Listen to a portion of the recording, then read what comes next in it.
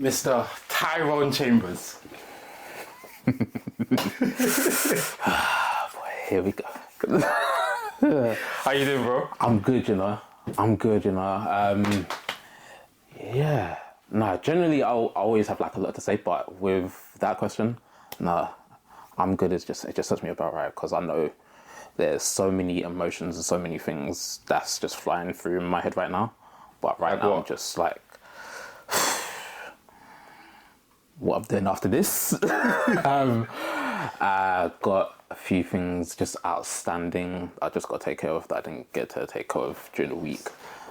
I say just a combination of sort of like a few things I've got to do for work, a few things with some of like my extracurricular activities, and then also just my personal business as well. So I just remember on sort of like days like these, it's like I'm thinking it's a rest day. It's not really a rest day. It's just work on other activities as opposed to working in an office. So, Do you feel like quite fatigued all the time?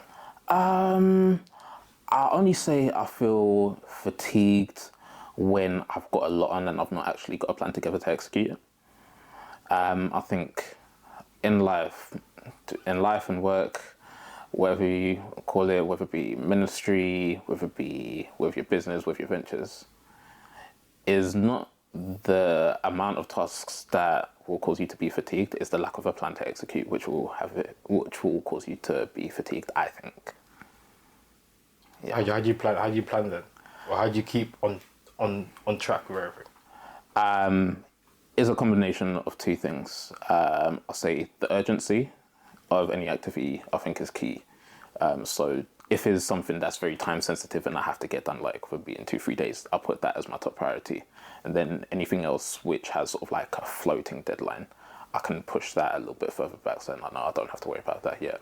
And then also with a lot of those activities, it's literally just a one-time sort of completion. There's nothing which is rotating or revolving.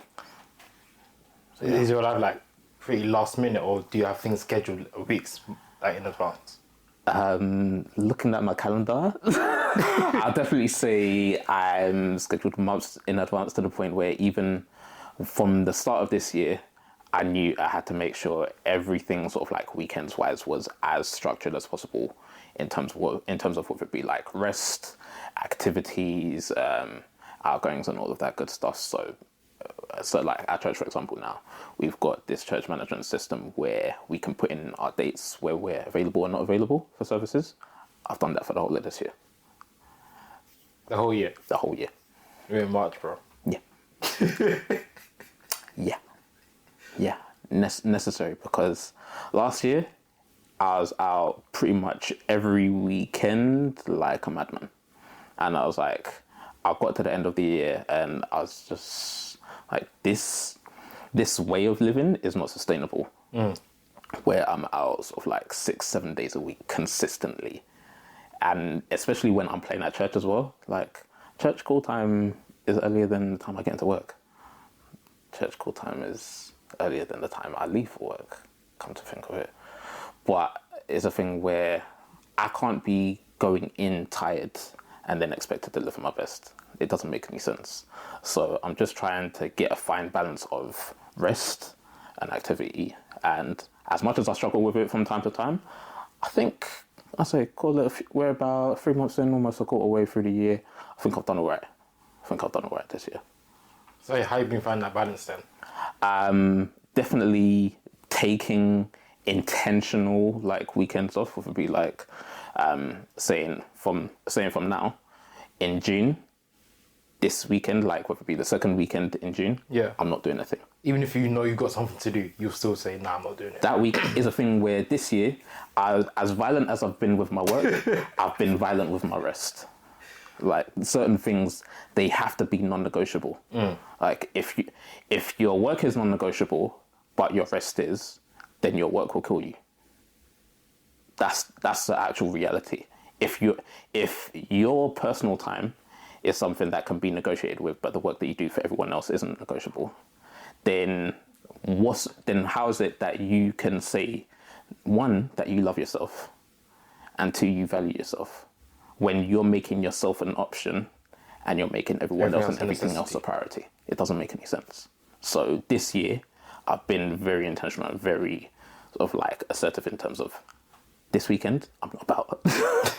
So the thing was like, even in terms of weekends, if there's activities that come up, I'm okay with missing out on it. It's a thing where FOMO is no longer a thing for me. It's like, if I miss it, I miss it. Like certain opportunities, it might come around again. It might not.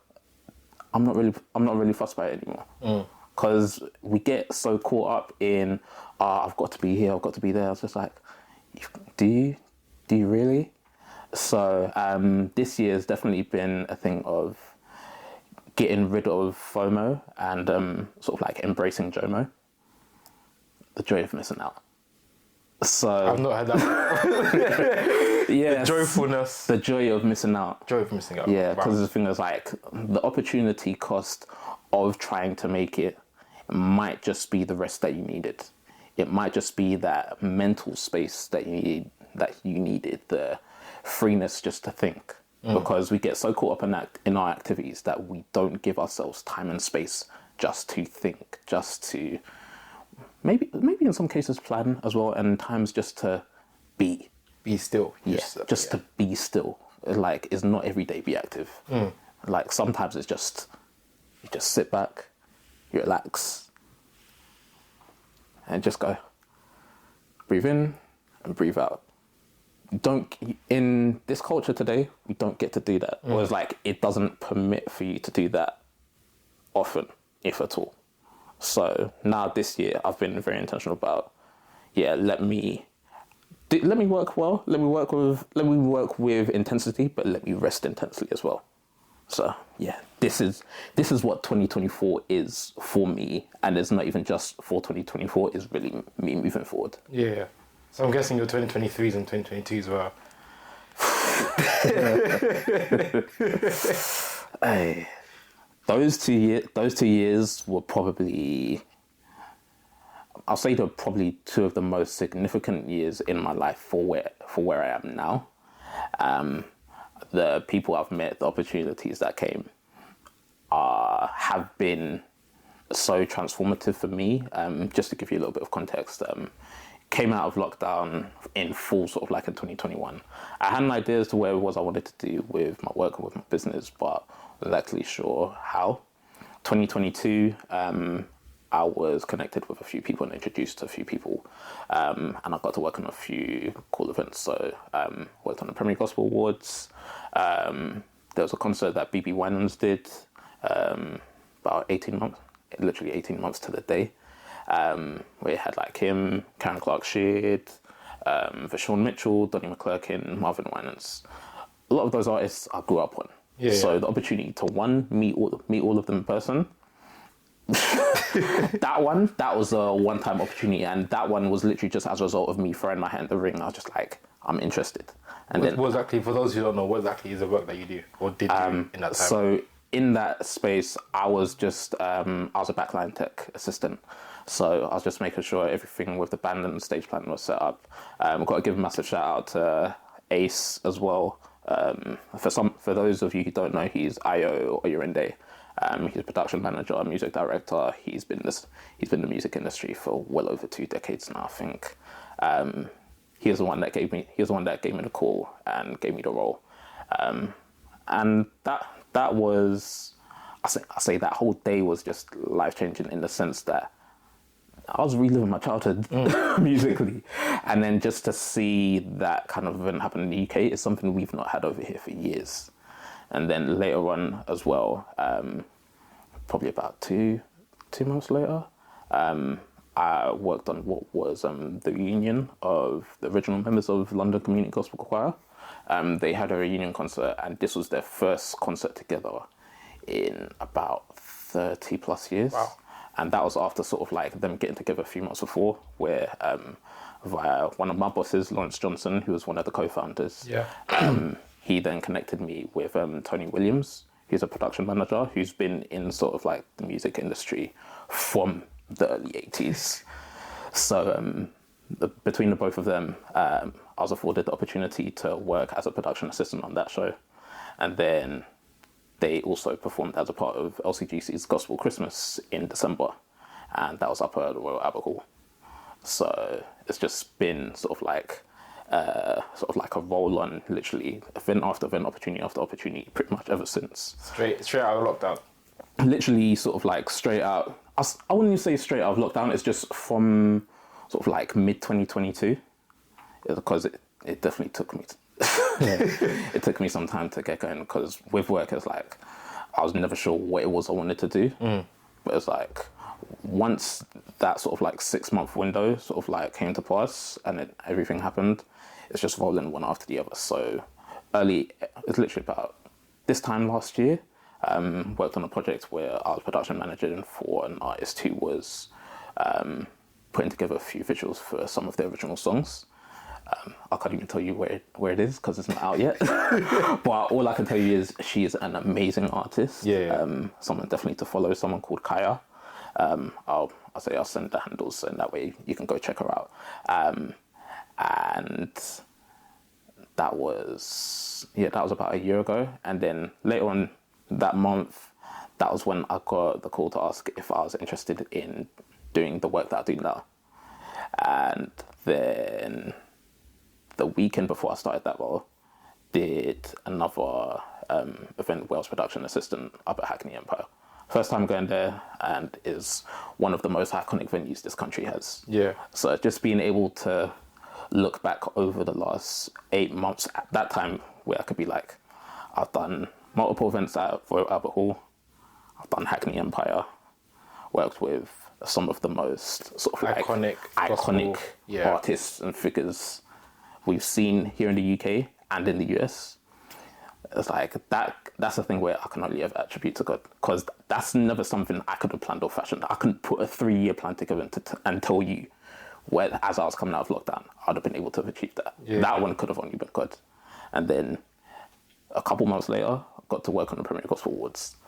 Like another one was just like, it's just a roll-on effect of just so many opportunities, so many great things happening. And all I can do is just sit back and think and just be thankful for that, because as a child, those things were really something I was like, oh yeah, that's something I could do. It was like a lot of those things were a pipe dream.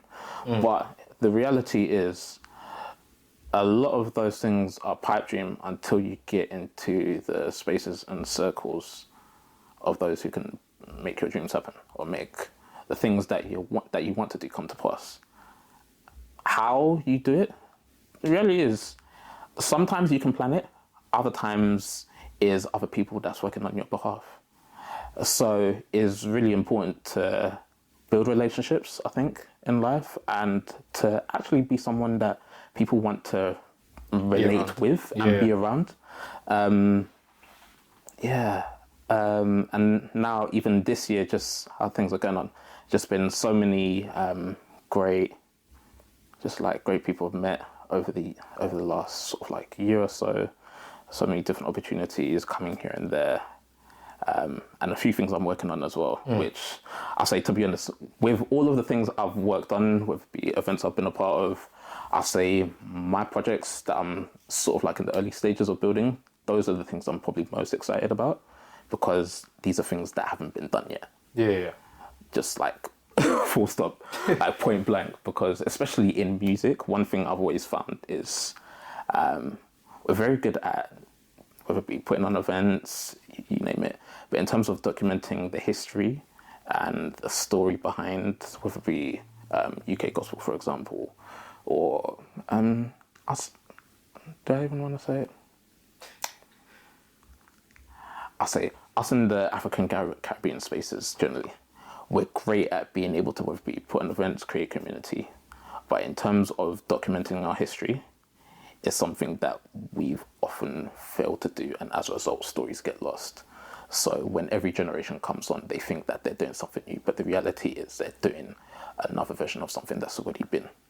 And it's been lost because of the lack of stories being told, and things just being documented, I think. So that's one of the things I'm working on in a way, but it's gonna come together. I want to say within the next sort of like 6 to 9 months, but I'm looking forward to actually making that happen and putting something together that will have lasting impact for a lot of people, and it'll be something that a lot of people can see and it'll just be easily accessible as well. So in that way, it's not a thing where if you're not in a certain circle, you won't know about it. Because I think a lot of people know about history of certain genres, certain spaces because they've been in it. Yeah. And those outside, it's just like they're just outsiders. Yeah.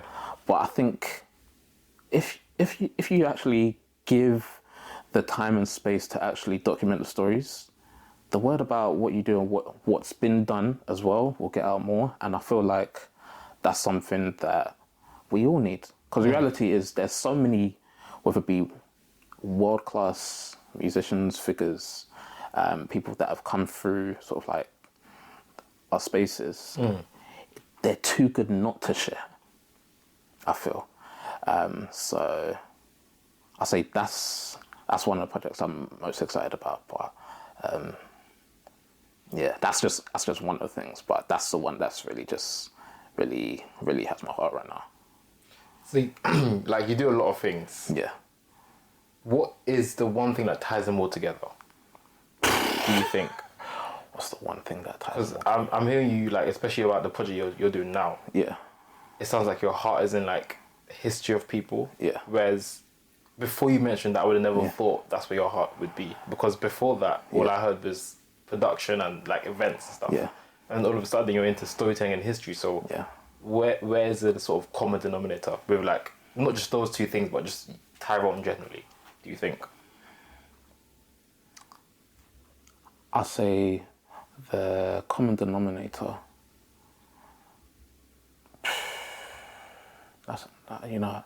That's even a question that I've often tried to sort of like fashion together, but it's never been one that I've been able to comprehensively answer. I'll just say more than anything, just from an organizational standpoint, I feel like sometimes it just needs planning, and I'm great at planning. So in terms of production, that's something I can do well. It's something I've been doing in so many different places and spaces over the years. With storytelling, to be honest, that's literally been over the last year where I've learned about the art of storytelling. And just sort of like, it's not a thing of, oh, the story isn't great, it's how you deliver it. So I'll say planning and organization is the one thing that brings everything I do together. Because that's one thing I can do in my sleep. I can do that while I'm on the move. Like, as we was coming here today, I was literally planning the rest of my day, planning even tomorrow. And I was just like, okay, I need to make sure I do this, I'm just like, that's some of the things. That's one of the things I can just do in my sleep without a problem. Another thing, I say aside from all of that, I think is community. With a lot of the things I do, is not. I was like, is me, but is not for me. I think one of the things I take great joy in is seeing the impact of the work that I do in various communities and various spaces. So I think that's one of the biggest ones for me. So with everything I'm doing, everything I've been doing, and everything I'm going to be doing moving forward, that's sort of like going to be my main focus in terms of like impact and community. It's not a thing where it's like the numbers and the metrics and stuff. I've been in the spaces where people want to see those numbers, whether it be like in social media, everyone's all about how many impressions is it, how many views. But let's call a spade a spade. Instagram Reels, your views are counted the moment you open up a reel. On Twitter, it's 2 seconds. YouTube is 30 seconds. A stream counts after 30 seconds once you've played it on a streaming platform. I was like, are those the numbers that you really want to quantify, or is the impact? So I think that's where like my heart is, and that's really what brings everything together for me. Just like seeing impact, seeing communities built, seeing things built that has lasting value, has replay value, and is a continual experience where it's not like you just watch it one time and you've got everything you need. You can go back to it and watch it again, view it again, read it again. So that's really me. Because even like we were talking before we started recording, and even like during now, it's like even since your first events and with Premier Gospel, Yeah. and even where you are now, a lot of things that you have achieved and where you are now is attributed to your network and your sort of community as well. 100%. And it started even from before that first Premier Gospel Awards that I got to work on, because many moons before that, I got to work on an event, you might know it, called University Gospel Choir of the Year. So it's like, is an event, national competition that brings the top university gospel choirs from across the UK together. I joined the organisation when I was 19. Okay. I'm really showing my age here now. Really showing my age here, and that coincided with a time where I was just getting ready to move out to Denmark. So the timing of it was just sort of like, there's just so many things going on. So it's like, I just got the confirmation that I was going to Denmark. About 2-3 days later, I did my interview before joining the UGCY team. And then sort of like those first 3 months of the following year was a combination of me settling in to Denmark, planning for UGCY,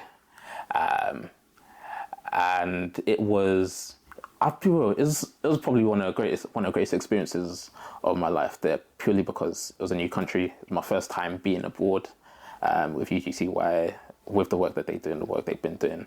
It's something I was always like, getting gospel into university it's something that we should do over here, because I've always been used to seeing whether it be university gospel choirs in the States, seeing youth choirs, all of that.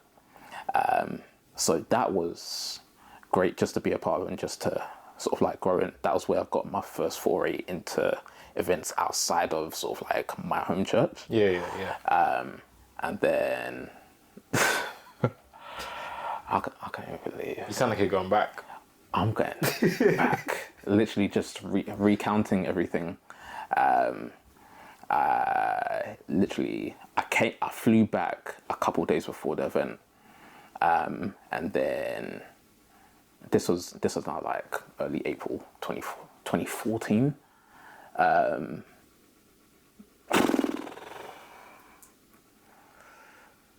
Literally the day before that show, I lost my gran. That definitely hit me for 6.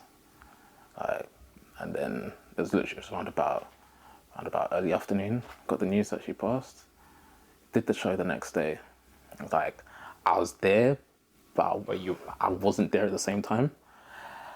It was just such a whirlwind of emotions.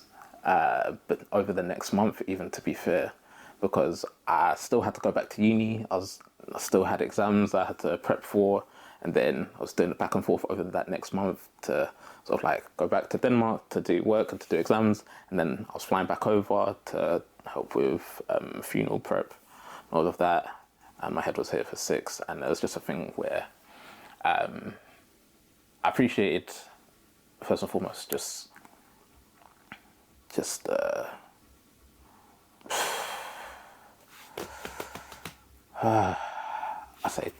I say more than anything, the comfort that community has. The comfort of community more than anything, because without that year, I'd have been a mess. I'd have been a mess that year, and it was just literally just so many things just going on over that time, and across sort of like the next 2 years, I say the next 2 years, next 3 years, it was like UGCY was one of like the underlying things in my life over those 3 years. So every year it just got better and better. Over that time for me, it's just like the experience improved, and I was just like, 2014, lost my grand literally the day before. 2015, I think it was it 3 weeks after that show? And bear in mind, I was 2015, I was going into my final year of uni. I lost my godfather, and his funeral was the day I had a presentation at uni, so I couldn't even make it. I couldn't even go for the funeral.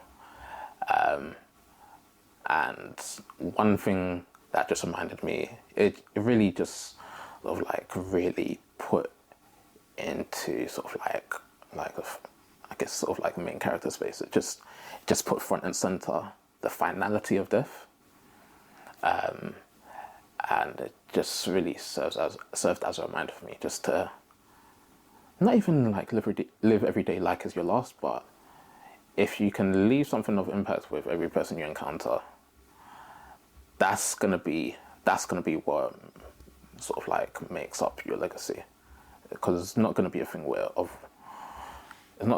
of what you leave like financially as an inheritance, because the reality is that can fade away over time, but what you leave in people, that's gonna be the thing that stays. So I can't believe we ended up here. I can't even believe we ended up here. So it's just it just really all comes back to sort of like impact, community, and legacy. And then 2016 was the one that finished me, because that was the one where I just started to have, I don't want to say battles with me being in ministry, but it was a hard pill to swallow, because I was doing a vigil service at my church. Was it? I think it was 30, yeah. On the 31st of April, going into the first. No, it was the 1st of April, going into the 2nd of April. Something. Yeah, something like it's just. I just remember it was either one of the 31st or the 1st, going into the next day, and then I came back home, and then as I got up, I found out my uncle passed that morning. It's literally around about 1:00. So it's like that one spun me, because it's like I saw a message from my dad. He's just like, "Oh, what time are you getting home?" I was just like, "Why are you up at 4:30?" I was like, 4:30 a.m. I was just like, this doesn't make no sense. I was just like, I'm like, of all people, you should be sleeping. You should be sleeping, because I'm like 4:30 a.m. on Saturday morning. And then when I got up later, and then me and my mum told me what happened, that was the one which, to be honest, it still cuts now. It still cuts now, because he was literally sort of like 5-6 weeks older than my mum, and he was my dad's baby brother. So that was the one that really cut the deepest, because I was just like, that's my uncle, man. Like, as much as grandmother, like godfather is like it hits, but then there's a thing where you're also wary of the fact that they are older and they won't be here forever. But when it was my dad's little brother, that was the one that it just cut, purely because I was just like, my granddad's still alive. Like, we talk about, like, no father should have to bury their son, but there's a thing I was like, that's not just the case when it comes to like just knife crime. Even as we get older, no father who's sort of like past retirement age wants to be burying their son. And seeing my granddad there as his son was getting lowered, and then with all of us helping to sort of like around the gravesite and stuff, I was just like, that's my dad's baby brother. And then I was even considering the fact that like, I'm the baby brother because I'm the youngest of three. Like, I've got my brother who's 7 years older than me, and my sister who's 4 years older than me. And even at that time, I was 22, and it just had me thinking. I was just like, as much as I don't think I could process the fact that they'll die. I don't know what time. I don't know if they're going to go before me, if I'm going to go before them.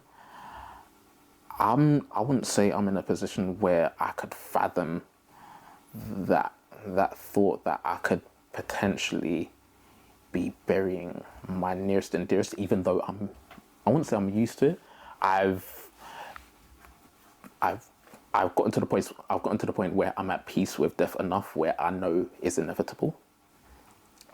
But it's still not something that won't still hit me when the time comes. Yeah. And I think more than anything now it's just caused me to lean more into sort of like the people that I love to like would be to support them or to embrace them when I do get the chance. Because right now it's just a thing where quantity time is, I wouldn't say I'm the best at giving that, but quality time, that's sort of like how I know I can love and appreciate and support well. Because there's a thing that's like, reality is, whether we all want to say it or not, everyone deserves their flowers and everyone should be able to smell them as well. It shouldn't be a thing where the greatest words that are said about people are at their funeral. Like, what's the point in only saying these words in a place where they can't hear it, and everyone else who knows them can? Yeah. Like, it's a thing where it's like, for me, I'd be at the point where it's like, if I'm dying, like, let that be sort of like our last moments, where it'd be like, if you didn't get the chance to tell me something, Do it now. Because I don't want it to be a thing that's like, when I'm gone, all of these great words are said about me, but I didn't hear it. But equally, with all of those people that I love, all of those great people that I love, I don't want it to be a thing where I didn't give them their flowers whilst they could still take it in. So whether it be like, I see what you're doing, I'm proud of you, I'm supporting you, like, whether or not you can be there in person, because it's not going to be everything you can make it for. Yeah. If it's like an event, they got a graduation, they got a recital, they got a performance, they got a book launch, you name it. But it's a thing where even just words just as small as, I see what you're doing. See you, bro. It's great. I see you, bro. I see you, sis. And I just want to say I'm proud of you. It's just like, that goes a long way. Like, do you know how many people don't get to hear I'm proud of you? Like, I don't think that'll be a sentence for me that will never grow old. I'll never grow old grow tired of saying to someone, I'm proud of you. Because I remember, I think it was Miles Monroe who said it first, or that was the first place I heard it. He said, the richest place, the wealthiest place is the grave. Because there's so many ideas that get, let's say, it gets planned, it gets sort of conceptualized, but it never sort of like comes to life. Fruition. It never comes to fruition. So I just want to take this moment, just whilst you're here, bro. This podcast is not easy, firstly, starting off a podcast, because everyone talks about, oh yeah, I'm going to do this, I'm going to do that. How many ideas have we had that have never seen fruition, have never seen life? It's a thing where it's like, we're here, we're shooting, you bought your cameras, you set up, and you're running it. So I just want to tell you from now, Stefan, I'm proud of you for starting this on the real. And I'm looking forward to seeing where this journey takes you. I'm looking forward to seeing whether it be me telling you in person, me telling you from a distance, bro, there's more to come, and there's greater to come, and your greatest is ahead of you. Yeah. Thank you, bro. That means a lot. Yeah. Love you, bro. And you're right, like, we don't get, none of us get that enough. Yeah.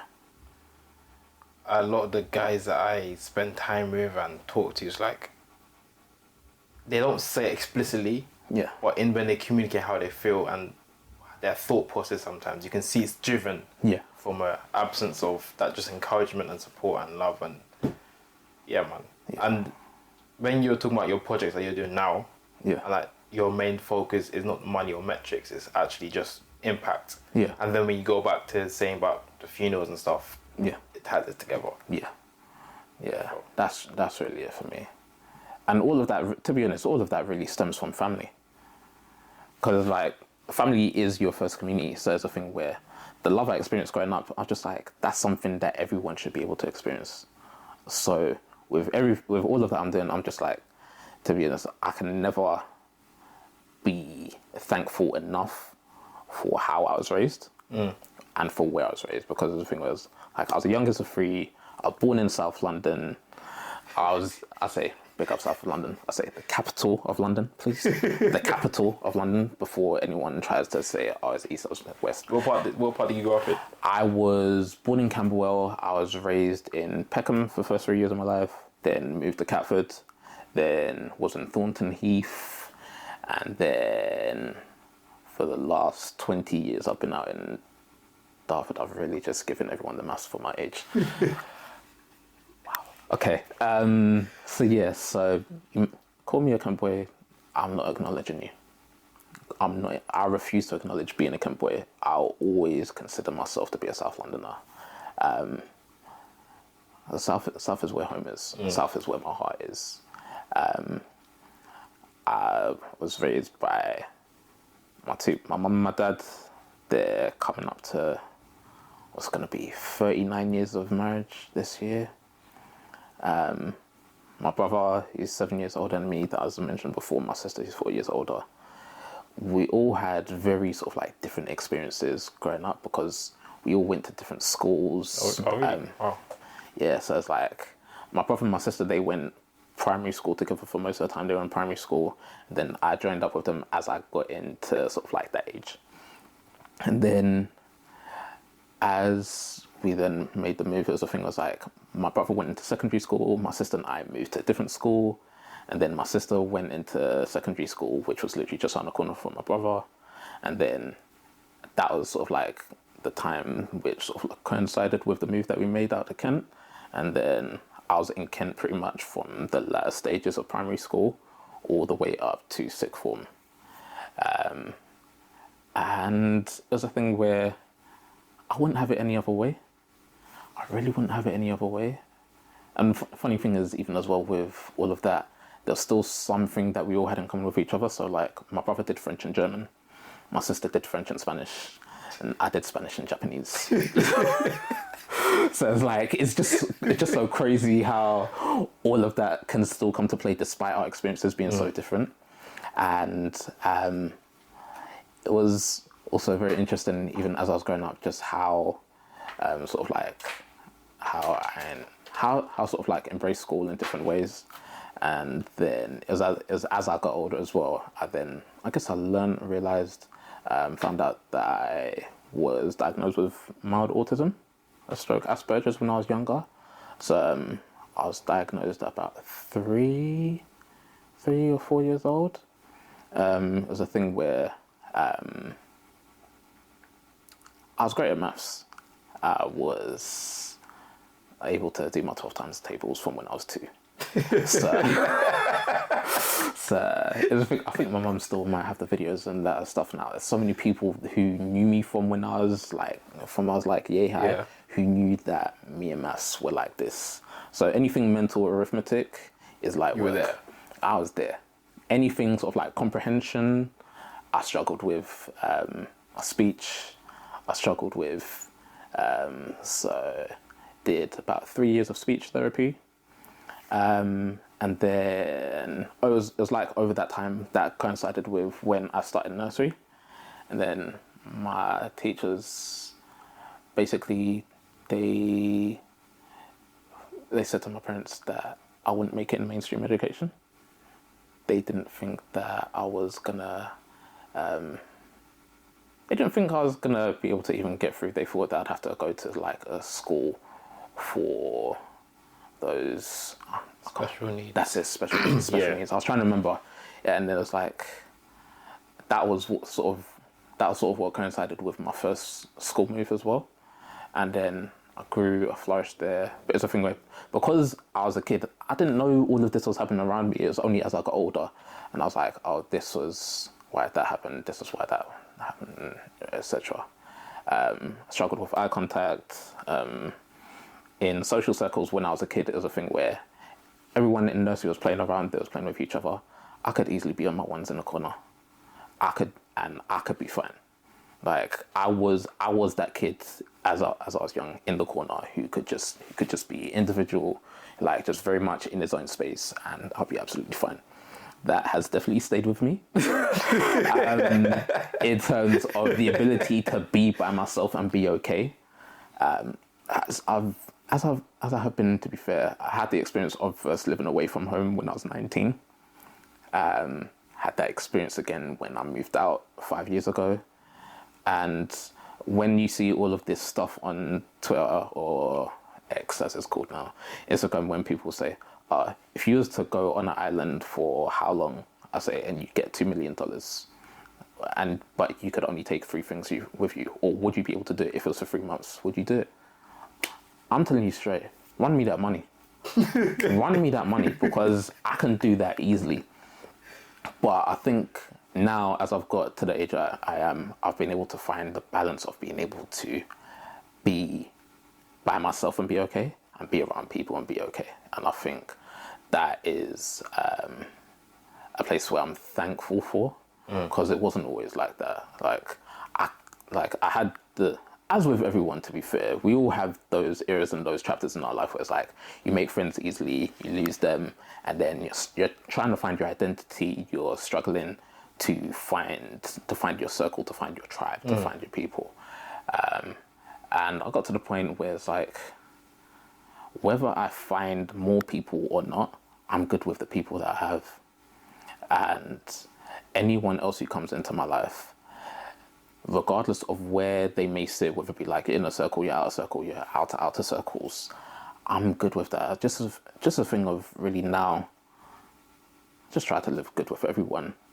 It's like, there's no need to have malice in your heart. There's no need to intentionally go out to cause harm, because I'm just like, there's too much going on to add to it.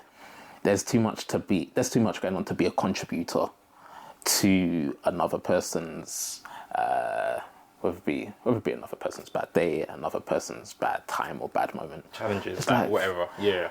There's too much going on. So even if it's just like, if you could just cause one person to smile just for one reason, you don't know what causing them to smile would do for them, like, for that day. Because the reality is, as easy as it is to make someone smile, you can do a madness. And the reality is, that's just a moment in the day. Just a moment or a minute in the day, when a day is, okay, a day is 1,440 minutes. You can do a madness for 1 minute, and that would be what the other person could take for the rest of that day. That clouds everything that happened over the rest of that time. But you make them smile, you just don't know what that might do.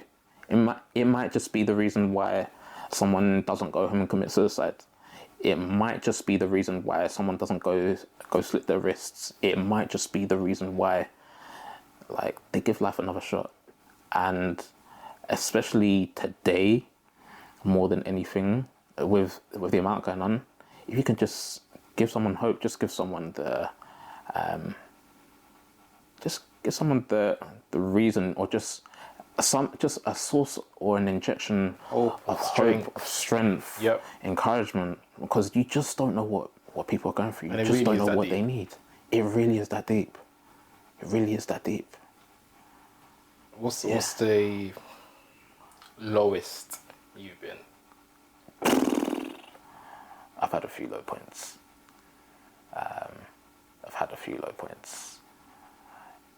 Some of them definitely in around sort of like those moments of grief.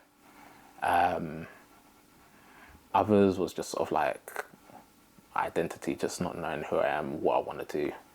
Of course, others are financial. Like, I remember the days where, like, even in uni and out of uni, where I'd maxed out that overdraft, and it was like, I wasn't sure where the next sort of like injection of money was coming from, and I was outside, and I was just like, I don't know how I'm getting home. I was like, I don't know what I'm gonna do. There was times where I was just doing sort of like my forecast and everything, and I was just like, something has to change. Something has to change. I don't know how. I don't know what. I don't know where. But all I know is it has to be now. I'll say the last time where I really experienced that was probably early 2022. Because I remember I was out, a few things taken care of, and then I realised I was outside. I was like, it was out, it was a friend's birthday. I was like, I really need to be, I don't even think I had the money to even pay for that meal. And this was like a group thing, innit? So it's just all of that. I was just like, how am I gonna try and sort of like do all of this acrobatics with my accounts just to try and put the money in? I was just like, what account am I putting it into? How am I? I was just like, bro, I don't know what I'm gonna do, but I can't let this happen again. Fortunately, I'm in a position where that's not happened. I don't ever want it to happen again, and it's a thing where moving forward, even with all the things I'm doing, as much as I say money doesn't matter, I'm just like, I need to make sure that kind of situation doesn't happen, because if I'm out here trying to help people, whether it be like with anything work related or just for finding support, how can I do that from a position where I'm empty? And I'm not even talking like from a financial standpoint. Like I've been there financially. You can't tell me nothing once you've seen like there's less than £1 of that overdraft left, and you ain't got no cash on you. All you've got is your card, and you're like, I don't know how I'm gonna get back. I don't know what I'm gonna do. Yeah, you can't tell me that when you're looking at your Monzo account balance, and there's like, you're seeing the menu, you're seeing how much is in your account, and you're like, I'm good at maths here. Inequalities, yeah. There's like, the numbers here are not far off what I have left, and if I have this, then once I get back home, then I'm gonna be looking at my fridge. I'm gonna be looking at my gas and electricity balance. I'll be like, I might not have gas for the next couple of days. I might, like, electricity is gonna be fun. Like, how am I gonna make sure that the lights don't go off? How am I gonna make sure that my fridge doesn't go out and everything just starts to melt from my freezer? Like, I've had those moments, and it's a thing where it's like, I'm out here trying to help people, but it's a thing where, how can I be out here? I remember one of my big brothers said it like this: how can I be out here stunting like a champion, but at home I'm taking just L's here, there, and everywhere? Like, it doesn't, like, I can't pour from a place that's in overdraft. Like, I actually can't. So I say the second half of 2022 going into 2023, and even this year as well, I've been very intentional about making sure that I'm not pouring out from an empty place. I'll say emotionally, I've been there where it's like, I'm good. Like, I've been there where I've just had enough. Like, I've been to those places where I was just ready to call it a day. I was just like, in a bit. I've had those moments where I'm just like,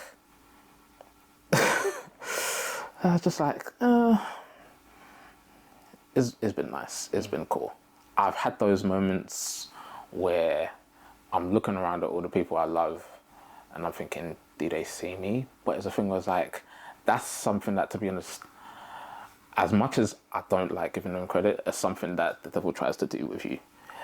He tries to make you think that you're not loved, that you're not seen, you're not valued. But the reality is, you are loved more than you know. And it's a thing where, in those moments of weakness, that's where, to be honest, you have to lean on Jesus to be your strength. Because there's sometimes where you just don't have anything left, and you just have to call out. You just have to, because at that point, there's no more strength you have. So it's a thing where, how are you going to call from a place of, who else can you call on from a place of weakness, and you can find yourself in a position of strength? It's only Jesus. It really is. So I I say now it's just a thing of, for myself, I've gotten to the point where it's like, every time you see me outside, bro, when I tell you I'm good, when I tell you every time I'm outside, I have a reason to smile. Every time, even to be fair, even when I'm at home, is a thing that's like, I'm good, because it's a thing where, like, I'm loved, I'm appreciated.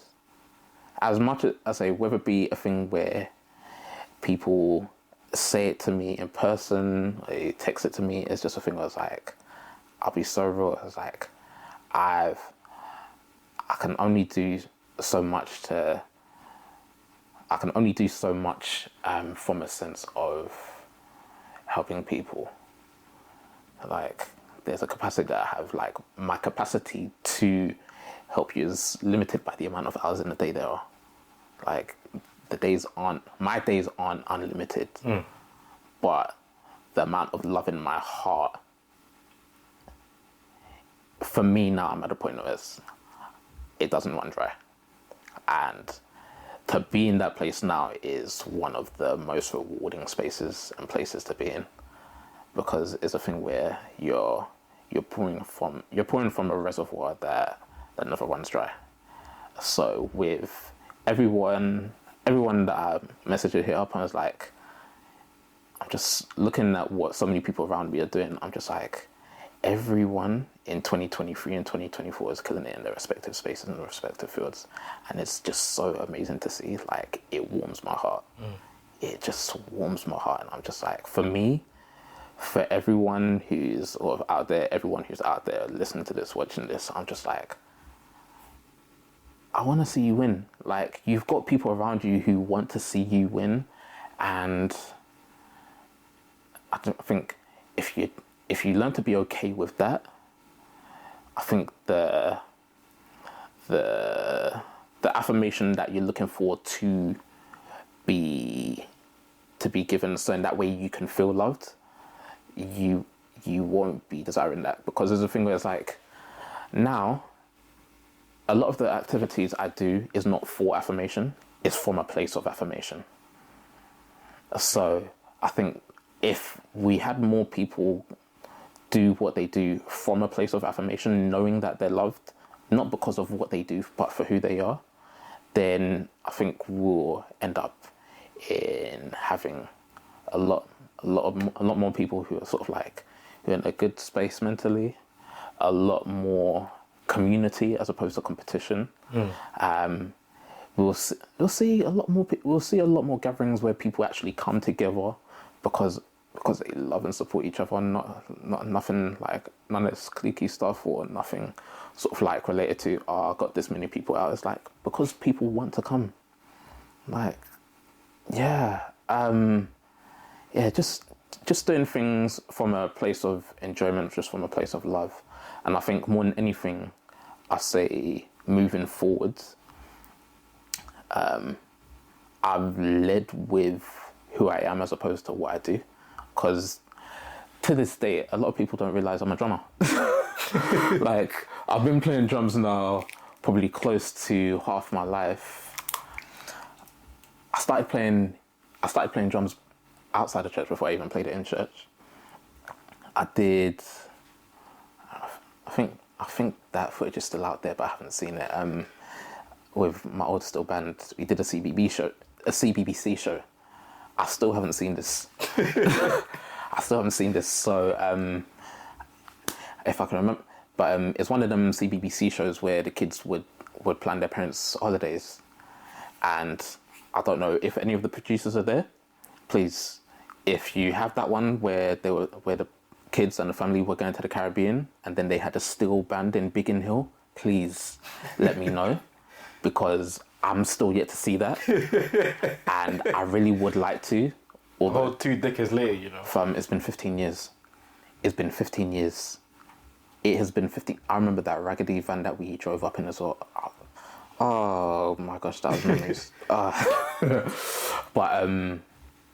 I say lead with who you are as opposed to what you do. Lead with who you. I say that's probably been one of my biggest probably one of my biggest assets over the last like few years. Just lead with who you are, not what you do. There's people that I've met like even pre-lockdown, and then they learn after lockdown that I play drums. They're like, and there's a thing where it's like they're coming to play, and it's like, oh, you're on drums, you play.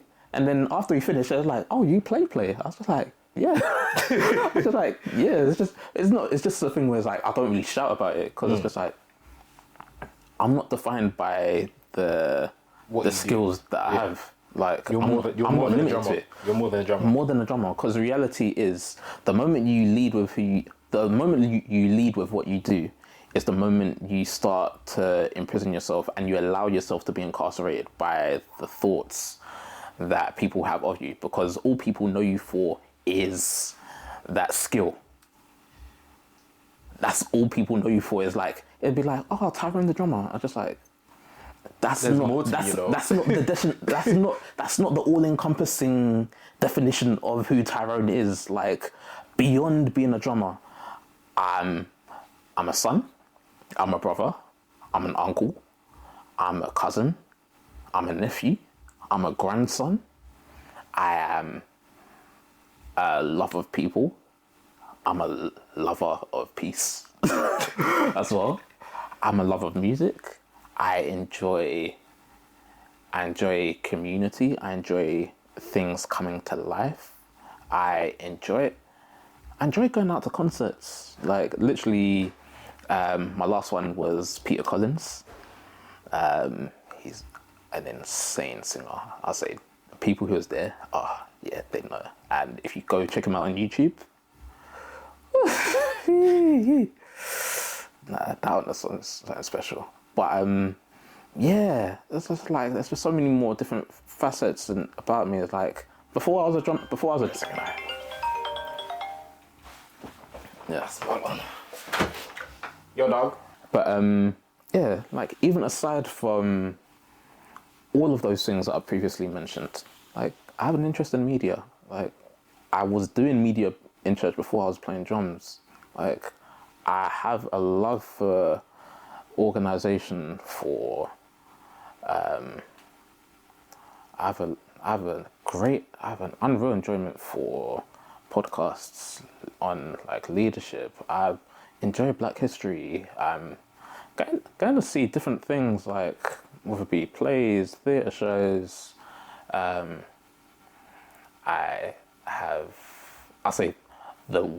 One of the things I say I have is more of an eclectic taste, where as much as I love my gospel, my R&B and my neo soul, like drop me a little bit of Coldplay, Maroon 5 every once in a while. One person who I've been getting into a little bit more lately, what's her face? Mega.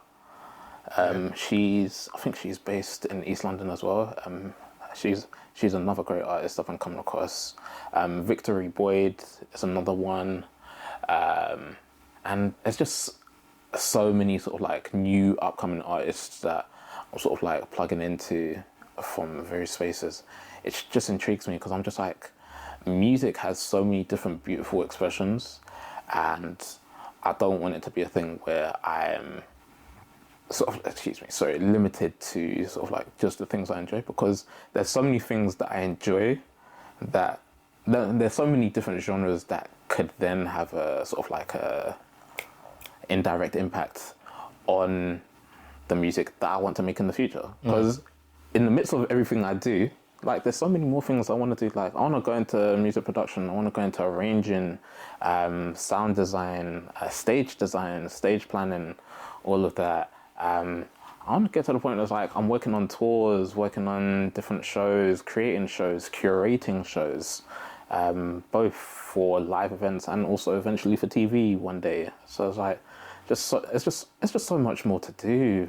But it's a thing where I'm okay with what I've achieved, because I understand and appreciate not a lot of people would get the opportunity to do what I've already done. But for me, I'm always like, there's more. Yeah. Like there's more I want to do, but I'm good if I get to achieve it. I'm good if I don't. Yeah. So obviously you're more than a drummer. You don't define yourself by what you do, but who you are. So how, I guess in closing, we should have done this first, but I guess we did it last. Who are you? Like, introduce yourself. How do you introduce yourself? I'm Tyrone. It's really that simple. I'm just like, I'm Tyrone, and whatever you experience of me, that's your first introduction of me. But I always leave that to be a starting point, because there's so many different angles and different facets and different sides of me to learn about. Is a thing where it's like, I can't just give it all at once. It's just like blah. So it's a thing where, depending on the context where you meet me, that doesn't determine the positivity of the encounter that you have. I always think that every encounter should be a positive one of myself, and I always try to deliver that as authentically as possible. So I just try to be my authentic self in every space I'm in. But it's a thing where, depending on where it is you meet me, that will just always be a reference point of like, oh, I met him here. But it won't be where you left me, and it won't be a place where I left you. So yeah. So you never actually just say it. No. You just let yourself show it. Yeah. I just literally let myself show it. Just to be like, oh, what's your name? And just like, I'm Tyrone. And then we just get to talking from there. Whatever topic or place that we go to is where we go to. But that's not the end of it. It's a thing where, depending on the conversation or the topics that you want to go into, I have an understanding where I can hold conversation in it. So, like, I've got friends that are in the medical field. Like, I used to watch. It's a thing that's like, I've watched so many shows. There's like Grey's Anatomy, Obesity. You watched House? House was a classic. House was a classic. And then you had shows like, you had law shows. So you've had Suits, you've had The Good Wife, you've had Boston Legal, you've got Law and Order, both Criminal Intent and SVU. You've got like different documentaries on, would be Animal Geographic. You've got different stuff in around history. You watch all these shows? I watched a lot of those growing up. So like, even stuff around history. So like World War II. You've got Black Wall Street. So you've got like Black Wall Street in Tulsa, Oklahoma. There's various other documentaries on like the other black areas in sort of like the United States, the communities over here in Black Britain as well, when our grandparents came over as a part of the Windrush generation, the communities in Brixton, Bristol, Handsworth, Moss Hill. You had, what else? Most people don't even realize Central Park was the home of an affluent African American community in New York called, I believe it's pronounced Seneca Village. But then they literally just paved all that over with grass, and that's the Central Park that you know today. So it's just like, wherever the conversation goes, let's go. Like, let's take it there.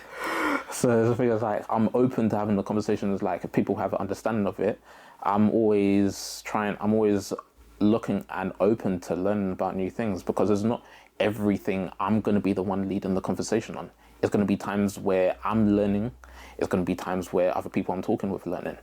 And I think, especially in conversations today, there's too many people that want to talk just for the sake of talking because they have a story to share. Sometimes to be honest, you learn more by listening than you do by talking. So there's a thing where sometimes, shut up, man.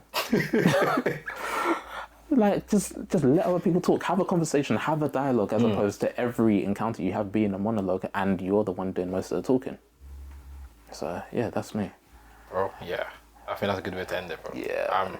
I appreciate your time here. It's been an inspiring one. I'll tell you that much. Thank you. You, not just in this podcast, but I think in your life as well. Like, and even hearing you today and knowing you before, I think I can speak on behalf of a lot of people in your life. Where I can say, like, you inspire, you encourage. And our lives would be very, very different if Tyrone wasn't in it. So, same way how you encourage me, bro. Yeah. I have to encourage you. Thank you. Not just because you encourage me, but because it's the truth as well. I appreciate that. So, yeah, bro. I think that's a wrap. Yeah. You're good. Yeah, buddy.